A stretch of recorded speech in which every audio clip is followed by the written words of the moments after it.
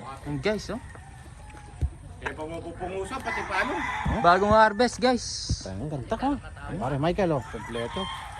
Baka magulat ka. Oh. Ganda, guys, oh. Katawan niya, no? Ano Pare, masasabi, dalawa yan, no? ano masasabi mo dyan, Boss Mike? Quality. Kahit sa mo isabak, pwede. Oh, guys, ulitin natin ha. 7K each. 10 pieces minimum. Ba, murang-mura.